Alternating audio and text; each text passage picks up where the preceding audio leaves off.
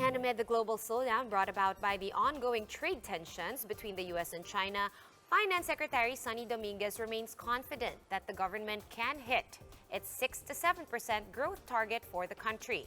In an interview with One News' The Chiefs, Dominguez also gave his 2 cents on who he thinks should be the next House Speaker. Let's watch this. I think that the Filipino people support the tax reform for a number of reasons.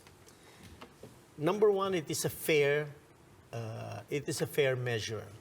In other words, the richer people paid the higher tax, and the poorer people got a tax break. In fact, in the Train 1, 99% of all wage earners got a tax break. The equivalent is about a 14-month pay. And the increase in taxes on fuel were very moderate.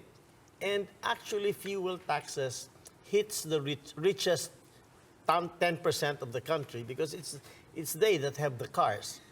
So I think it was fair. Secondly, I think the people see that the money is being spent for their benefit. The Build, Build, Build program creates roads, bridges. We've spent also on human capital development, free education, and now we have a universal health care.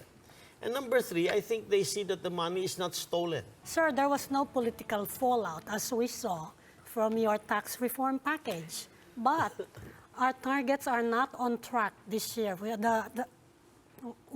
The first 5 months, growth has slowed down, and I think there's some political element there.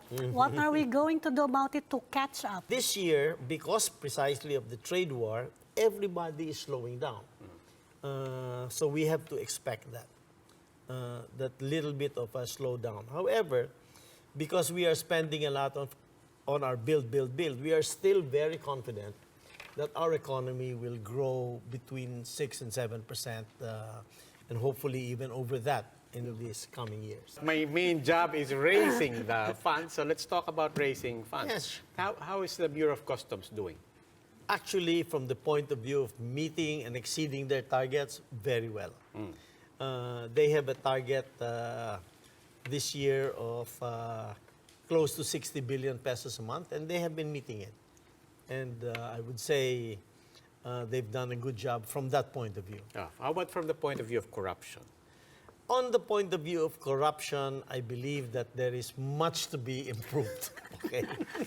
Particularly in the Bureau of Customs. Yeah. That's why... Is there a number to that? Is there a number to the leakage, as it were? Jeez, no, I would be totally guessing. But let me just put it this way. The department is working very closely together with Customs on 2 major projects. Number 1,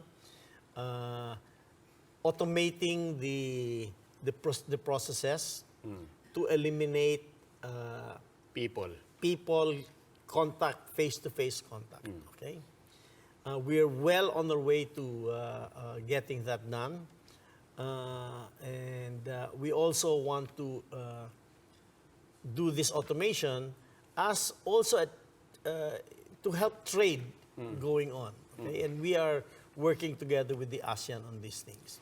The next thing we're trying to do is we're trying to introduce measures such as fuel marking, so we can identify which fuel who hasn't paid their tax, and we're going to implement that in the next quarter. You think you can work better with any particular person leading the House of Representatives? Oh no, me.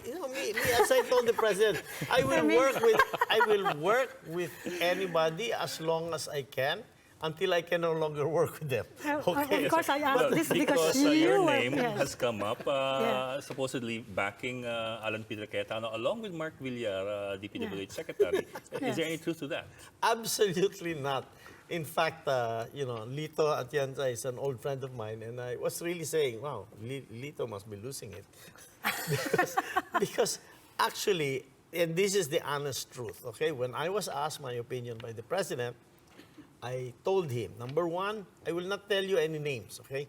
I will just tell you, number one, what should be the criterion if you have a preference. The criterion should be one only, that it will serve your program. When you gave that recommendation, did the president turn to you and say, "So who do you want?"